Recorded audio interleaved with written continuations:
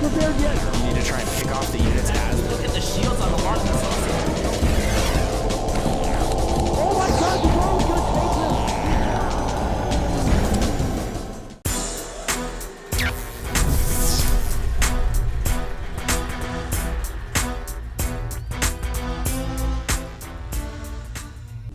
Alright, here we are, a very exciting round indeed, Tasteless. We are getting deeper and deeper into the losers bracket in the IGN Pro League. We have in the top left, Liquid Ret, and in the bottom right, Dignitas Select. Two amazing players. Select, of course, just fell down to the loser bracket via White Raw. Some ownage from White Raw, a sick badass, but you know who is just as badass as White Raw is Ret. Yeah, Red is a very scary player. We've already seen him in previous games here in the IPL, as well as previous StarCraft 2 games. I think he's basically one of the most respected Zergs outside of Korea. I think even if you compare him to the Korean scene, he's very scary. But let's not count out Select. No, of course. This guy is a Dawn of War world champion. Two-time. And remember, I mean, that was a popular RTS game. That was, it was a good game. I used to play it. It was a good game. Yeah. And this guy was unmatched. So here he is in StarCraft 2. He's had a lot of success. I think still at this point in time, the most successful StarCraft 2 players are from StarCraft 1, but you rarely see a guy from, a little bit more of an obscure game, comparatively in RTS games, doing as well, holding his own I would against say these Select, Titans. Select is the top of that category of players that really did not play an RTS game before, at least outside of Korea. Select is at the top of that group. So, looks like Select going to go for his pretty standard double barracks pressure.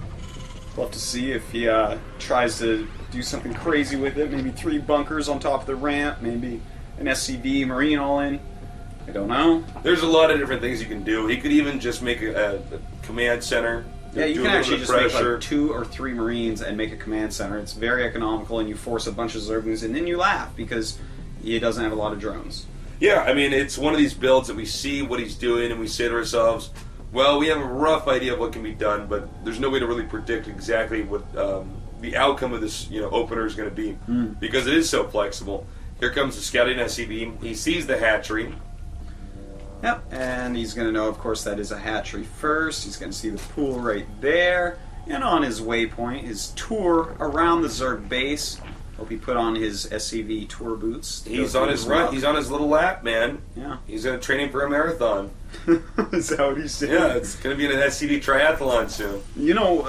I feel bad for an SCV because he kind of has to go where you tell him. If you actually told him to go on a marathon, he'd do it. Yeah. A 26-mile long map. I'm pretty sure you can make that in the map editor in StarCraft 2, and you just right-click him to the end, man. He's going to be like, oh, come on, man. There's like Gatorade stands, but you have to tell him to get the Gatorade. It'd be so sad.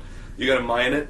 All right, here come the 3 Marines and the SCV. This drone barely made it out in one piece, and it looks like we should have a command center coming up here pretty soon with this SCV parking in the command center location.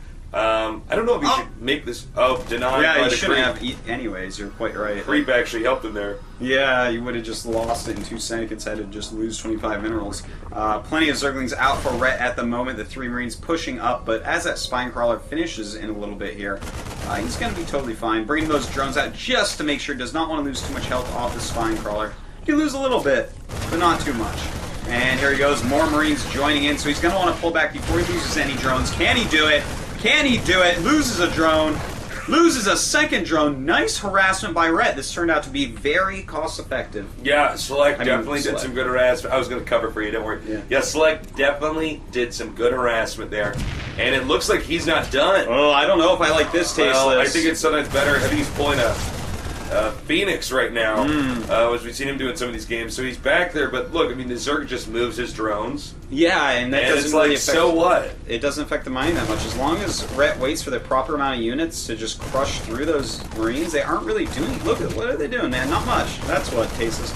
2 Queens coming in, the Zerglings as well, and the Zerglings surrounding that Marine. Does lose a Queen. Should pull that back a little bit, but that's fine. Cleans up these Marines with minimal losses. And down come the drones once more. The command center is just now finished. A 3rd barracks will probably be placed at the entrance, and this is going to allow Select to get into a pretty safe position. Here is the factory on the way as well. Yeah, I wonder if he's going to go two-fact. It's just so popular right now. I'm pretty sure he's going to, just because that is like what Terrans are doing. If I wrote a book and its title was What Terrans Are Doing by Dan Artosis Stemkowski, and it was on Oprah's bestseller club, all right, it would say they're doing two-factory Hellion after Marine That's what they Brass. do nowadays. They get the armor upgrade, the combat shield upgrade, move out with the Hellions and the Marines. The Marines can shoot down Overlords. The Hellions can protect them from Zerglings and Banelings. And it's basically a very difficult situation for Zerg. Yeah, it's a tough rush to hold. Definitely want a few spines against it. We'll see if that's what happens here. We do have 3 barracks going up. That's just kind of for the wall. Whether he wants to use all 3 or not remains to be seen. Looks like he will use them for now. And 29 drones against 26 SCVs. So Rhett is going to have to pick up his drone production a little bit. Definitely want to jump way ahead for a little bit of the Terran SCVs, or the mules will make it way favored for the Terran. Yeah, very good point, Artosis. SeleCT, he's very calculated. You know what I like about SeleCT is Dawn of War was nowhere near as much of a macro game as StarCraft 2 is. Yeah. But this guy has really taken on the macro approach. He's got very systematic builds. As we can see, the Spire here, I know we were talking about him moving out with the Marines, with the combat shields, and the Hellions. Yeah. Now, this opening up with very quick Mutalisks can actually throw a wrench in the gears of that strategy, as he's not going to be able to move out and get back to his base. Yeah, you can definitely trap his units and whatnot. As long as you take out those Marines very carefully, the mutas are obviously going to clean things up very, very well. And look at that, Rhett trying to sneak in with that Ovi. The Marines do take him down. No sneaky snake Ovies in these cases. No sneaky snake Ovies indeed, Artosis. Looks like the Marines should be ready with the Blue Flame upgrade almost finishing and the combat shield ready. Yeah. But again, it looks like Rhett knows how to respond to this. He's getting ready with those Mutalisks, and I think SeleCT may be in for a little bit of a surprise. Well, we do have a Baneling nest on the way. The combat shield should finish as he's reaching Rhett's base, and as he moves out, I like this a lot, I have to say, starts another command center. And that is going to allow him to expand behind this pressure and really get a great economic lead. Well, hopefully, anyways, that's what he's going for. Well, you know what's funny is most Zergs we've seen are try to take another hatchery much sooner than this. We do see a drone here which is going to be killed. No! Got to be careful not to act too quickly. Yeah. You want to check for stuff like that. But here he is. He's scanning.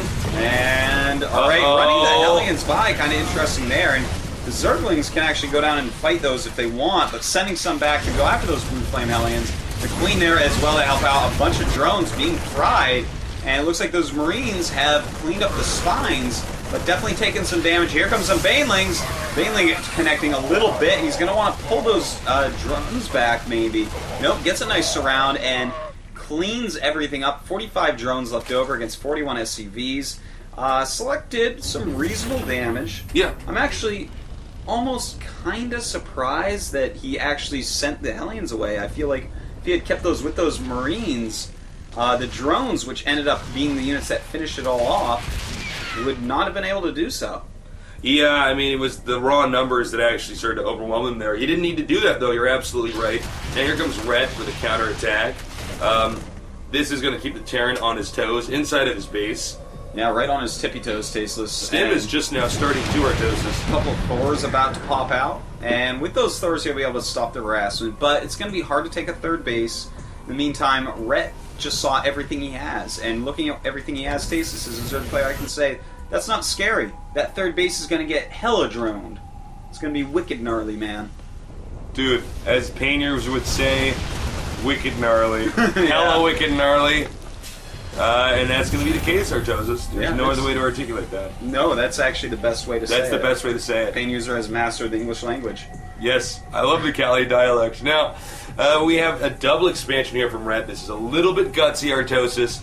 He's basically saying, I like the no way in hell is Terran going to get all the way across the map with my Mutalisks out there. I would say he's very right, too. I mean, Thors are slow, man. By the time those Thors walk across the map, he can have 1,000 lings out. Yeah. He was like, no, he cannot. Okay, he can't have 1,000. We can have a lot of Zerglings out. Now these mutas coming over, trying to harass a little bit. There are a couple turrets being made, but taking those SCVs out, that's going to be so annoying for SeleCT. The Thor out of range, not protecting those turrets very quickly, and SeleCT just losing a few more SCVs, and It's the little things, Tasteless. It is the little things, Artosis.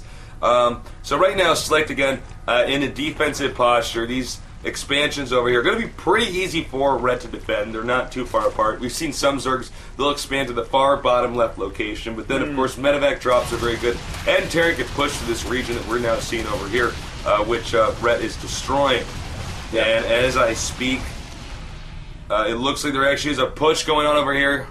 Yep, there it is. I was wondering why he was leaving there, but know, here like- it is, the Thors and Marines, the Marines next to the Thors, so that they can't be magic boxed as well. The mutas will still take a ton of damage if they do so, but those siege tanks, you gotta be careful, they're kind of off to the side there. And if Rhett can micro in and kill some of those, it's gonna be terrible for him.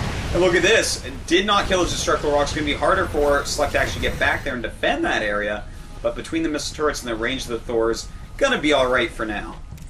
Yeah, no kidding. The creep has been pushed out pretty far here. SeleCT has to proceed with caution. He's probably going to want to destroy the rocks in the upper location. But as I say that, the rocks in the bottom location have been destroyed by Red. And he doesn't even go for the rocks. Even better than what I would have thought. He sieges up over here and just fires away at that from that location where the siege tanks can't be touched. But Red is carving a hole into the back of SeleCT's base. I don't know if he sees that. I don't think he does. Yeah, I Let don't me think go ahead he and does, check man. here. No. Oh my god, he does not see it. And this is pretty nice, man. Taking out some missile turrets, making the SCVs run. Might take out a factory. Ooh, going for the orbital. I like that move a lot. That even has look at energy that. on it. No scans, no mules, just the one that you have over at your expansion. That makes Yeah. things very difficult, Artosis. Yeah, that's actually awesome. And kills a factory as well. Amazing move by Rhett, trading expansion for main base. I love it. I feel like he got a little bit ahead right there, even though the supplies are very close. 141 to 134, Rhett's lead. Yeah, he handled it beautifully. We have another hatchery on the way over here, about halfway done. And with that back door being opened up, I think SeleCT didn't anticipate the Zerg doing that to him, saying, oh, you mean Zerg is going to utilize this too? Normally it's just Terran. Yeah. So the mutas are now out and about on the map. He can counterattack in there with Zerglings or Banelings anytime. Terran needs to expand again here. Right now, this situation is not looking good for the Terran Artosis. Yeah, I mean, again, it's somewhat similar economies, but Rhett is going to take that fourth base. Rhett's got the mobility factor, and here we go. I don't know about this. Flying over all those Marines, the Thor's coming in as well, taking a ton of damage on the Muse, but here come the Banelings, and there go the Banelings. Well, he did force the Terran to siege up and stim. There's only one medevac with this army. Yeah. So every stim is really going to hurt. The command center over here is almost done. Will the Terran manage to push up to this location and take out this base at the bottom left? We will see, Tasteless. I think yes, though. And here come the mutas going after some missile turrets. Remember, he did lose some. He got a lot of damage on them as well, engaging those Marines before. And it looks like this push definitely going to take out that hatchery. Rhett's probably going to want to not even fight for it at this point. Meanwhile, Rhett trying to take out this planetary fortress, outranging the turret a little bit, but some Marines are being dropped, so SeleCT realizes he needs to keep that alive. The hatchery getting both main facilities getting lower. The hatchery is now gone. The planetary fortress though is at risk though. Those mutilous slaves, they damage the SCVs as they're trying to repair the command center, and it's gone. Wow. So every time Rhett loses his fourth base, he kills another SeleCT base. SeleCT not expanding as quickly. In fact, it looks like he wants to expand back there. And if he loses that one, Tasteless, I'm getting some nerd chills here. If he loses that command center, I don't know what he's going to do, man. He'd probably just cry. Well, Red's in really good shape here. He's losing a lot of mutas. Whoa, that was like 4 or 5 mutas killed there. But look, SeleCT is having a hard time getting out of his base, and Red is expanding yet again. He's barely mining, actually. Yeah. He's barely mining anything at all. And Red, in the meantime, look at that, just making more hatcheries. He's like, whatevs, I'll just make another hatchery. It's not so expensive. In the meantime, he's killing these buildings that are actually much more expensive, the orbitals and planetaries. So it looks like SeleCT wants to expand back there, but of course that's going to leave his front, his natural area, open to some sort of counterattacks if Rhett so wants to do. If he so what? If he so wants to do? So wants to do. The mutas are now moving out on the map. This is a pretty bad situation here for SeleCT. SeleCT has no presence. Yeah, look, he's got all his units down there, man. Uh-oh. And beautiful counterattack, taking out the siege tank, taking out the Marines, and he's going to be able to kill off a bunch of barracks. The production of Select just falling apart here, having to stim and run all his Marines up. But then, guess what? Rhett can run if he wants, but the Marines coming forward, deciding to engage with his Zerglings. And as the other units come up as well, Rhett is getting out of there. Yes, indeed. The Mutas, the Zerglings now moving out. And look, Select is basically up against the ropes right now. Rhett has most of the map, and the parts that he's not actually on the map, it's still sort of his turf. Terran's not safe out there. And what he's basically doing is making the Terran go back and forth, defend here, defend there. And here we see another example, and now this expansion not adequately defended as Mutas, Zerglings, and Banelings flood it like a scene in the movie Starship Troopers. That is exactly it, Tasteless. With better acting. I tell you what, this Terran is scared. He's afraid. He's afraid. Like, of course the alien's afraid, man. Like, a ton of Banelings morphing, but look at the supplies, 58 to 165. That's over 100 difference. yeah, over that's 100 pretty more big. supply, man. I mean, Select is dead. Rhett has slain Select, and Select's going to have to GG momentarily here. That's just going to be it, man.